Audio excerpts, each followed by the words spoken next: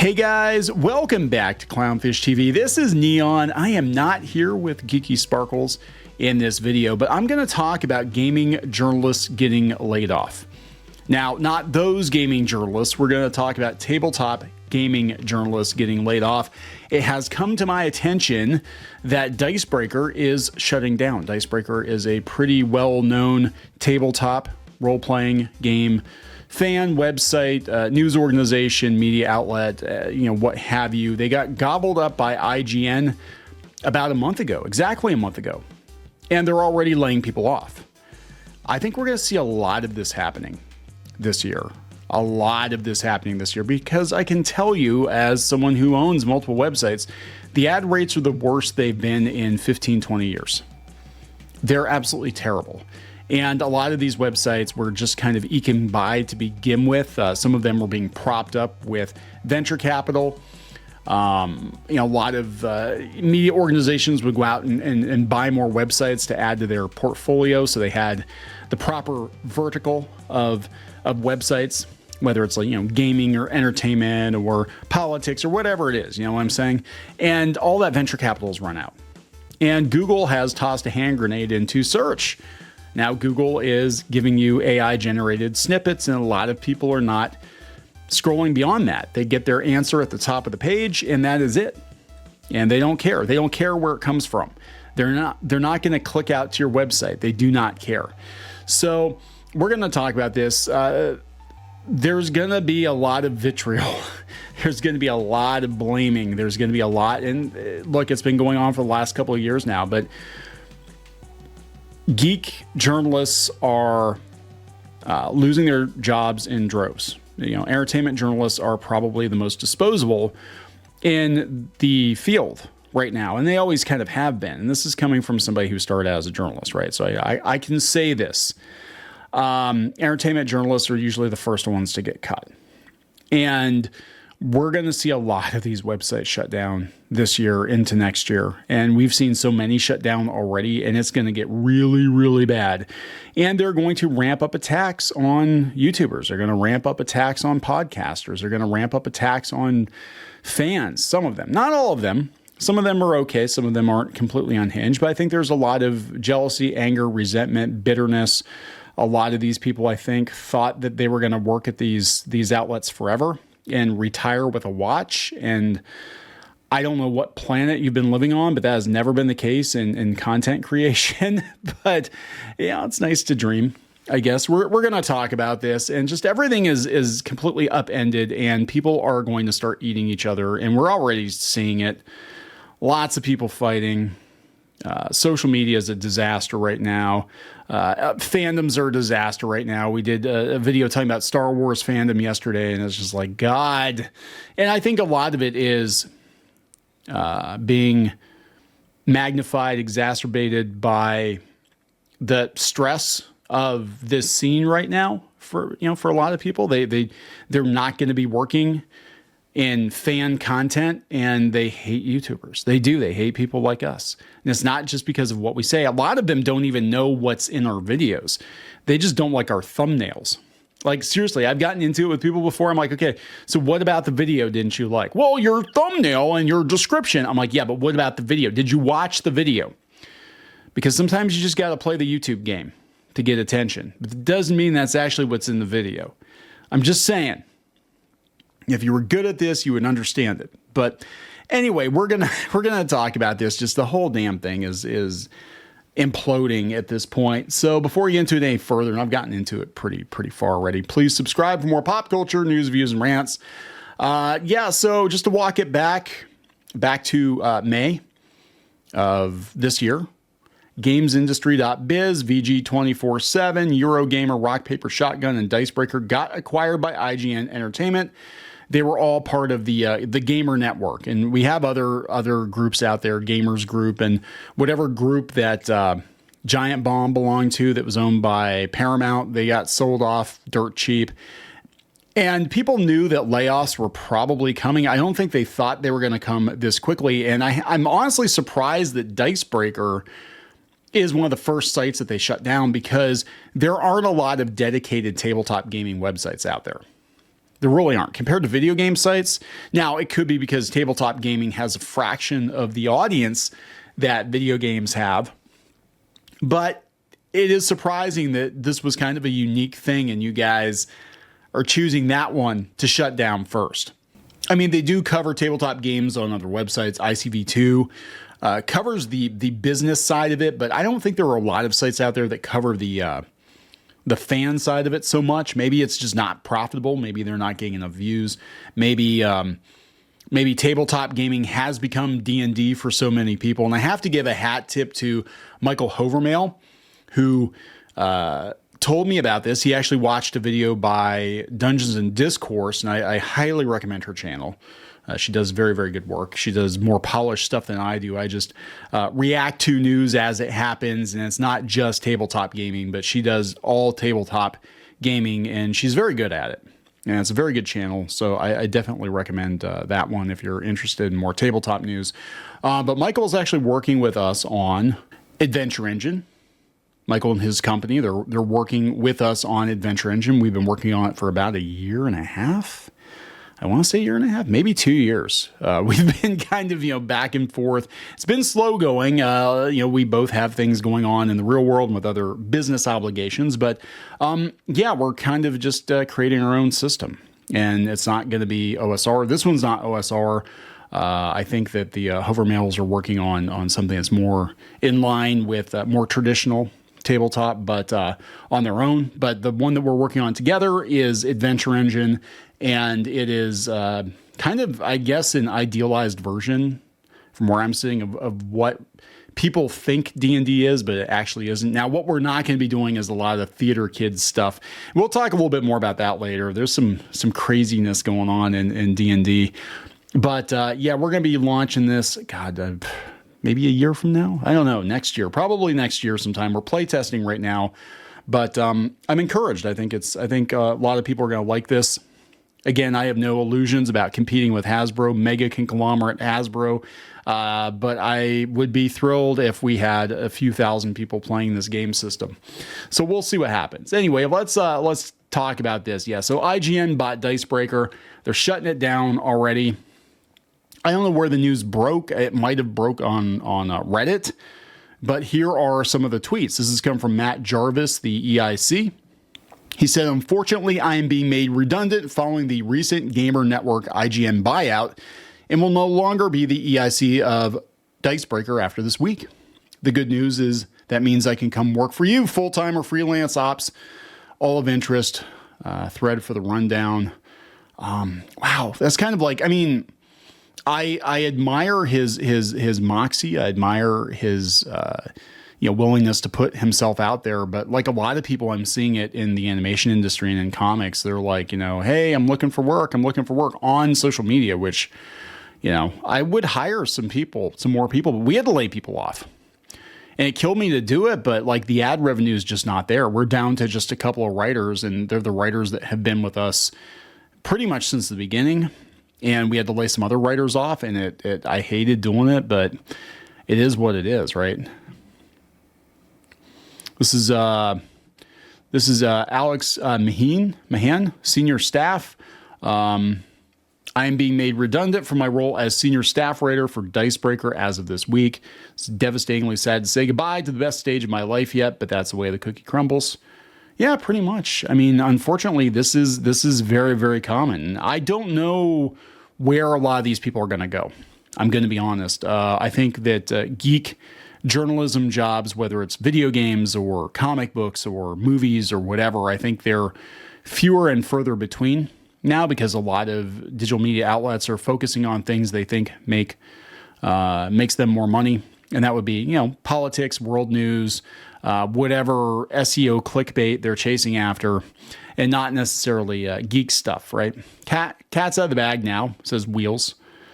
So might as well announce that I've also been made redundant. Jeez, no idea what IGN will do with the brand in the future, but if you haven't already been able to tell from the multiple layoffs, Dicebreaker as you knew it is no more. Yeah, sometimes they just buy the domain. That's the truth. Sometimes a company will come in and they will just buy the domain, and that is all she wrote. They'll turn it into something else. They'll turn it into like a Shopify store or something. You can buy dice. I don't know. This is coming from Board Game Wire. Dicebreaker's future remains unclear as silenced site makes editor-in-chief senior staff writer redundant after IGN takeover. Read the full story here. This was like a week ago. Let's go out to this one from Board Game Wire. Dicebreaker's future remains unclear as silent site makes editor-in-chief senior staff writer redundant. Update 6/13/24. Dicebreaker head of video Michael Whelan and video producer Liv Kennedy have also confirmed they've been made redundant. Site's final permanent staff writer, video producer Maddie Cullen, has not commented on her own job status, but Kennedy tweeted on June 13th to say that Dicebreaker was over. There's been no official update from IGN about the redundancies or the site's future. Board Game News website Dicebreaker has made its editor-in-chief and senior staff writer redundant following 3 weeks of silence on the website in the wake of its parent company's takeover by IGN.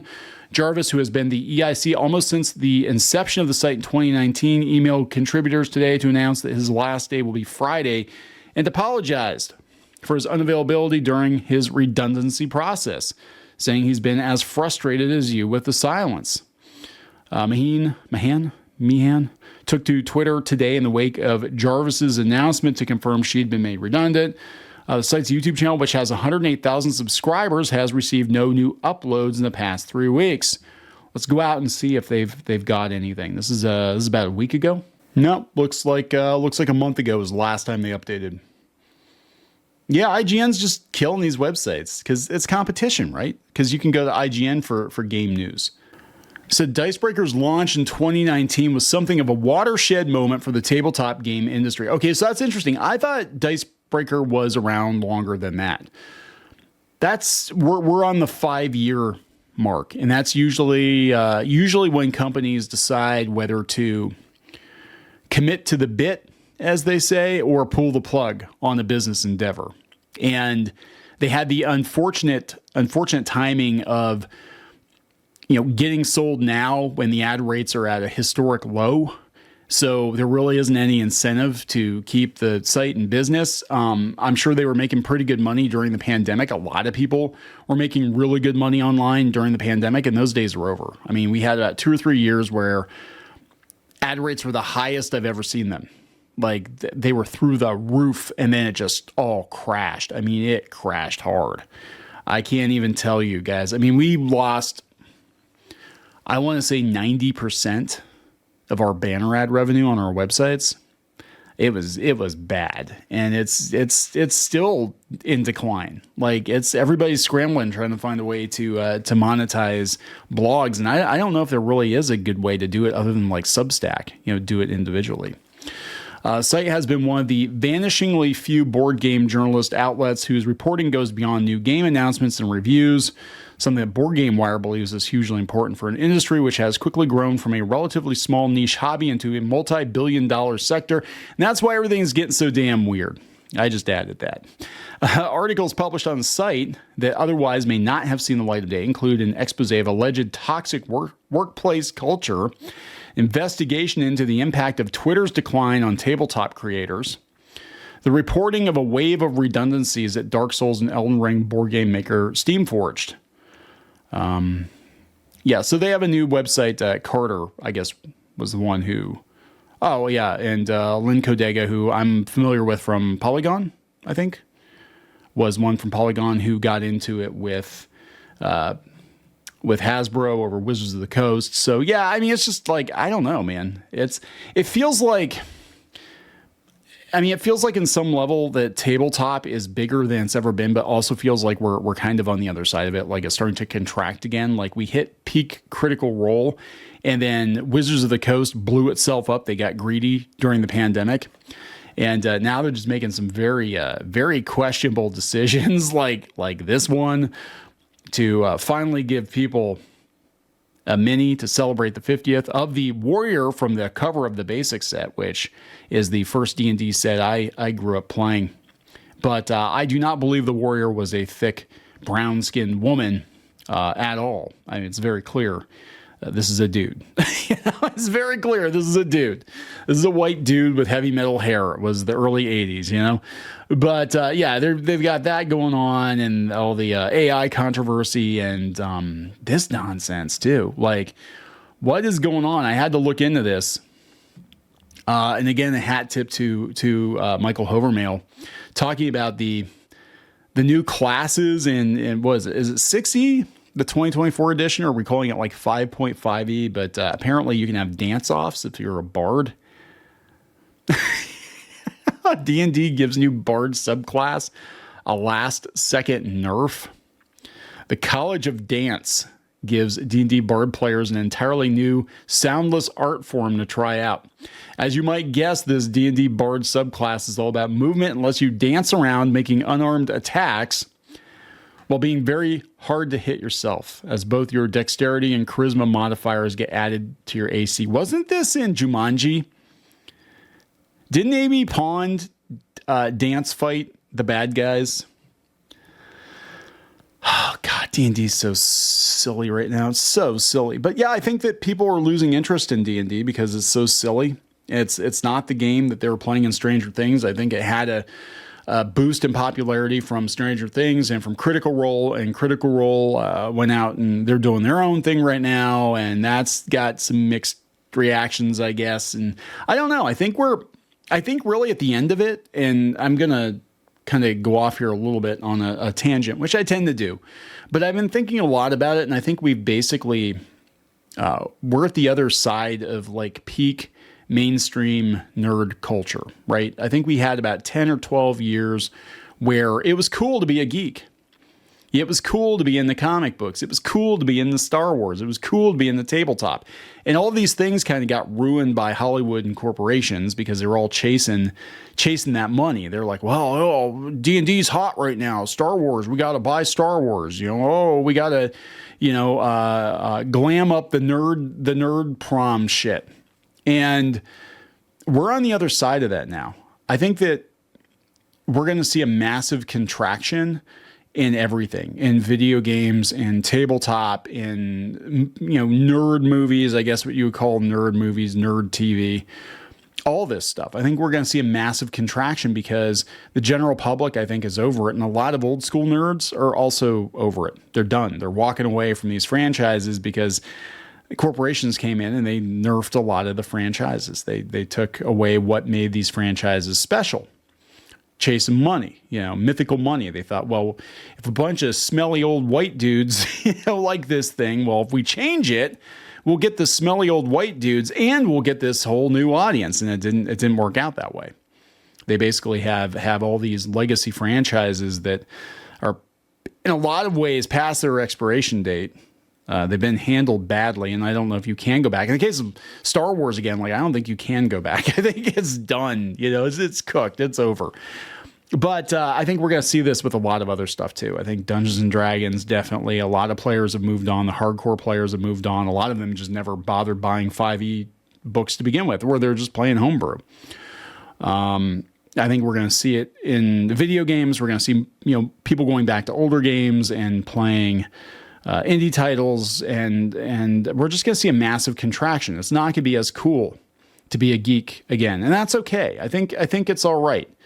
I think that's how things actually get fixed. I think that it's basically going to be for geeks by geeks again, and we're not going to have all these corporations and Hollywood studios and fake geeks. I'm not going to say fake geek girls because I've met plenty of fake geek guys too.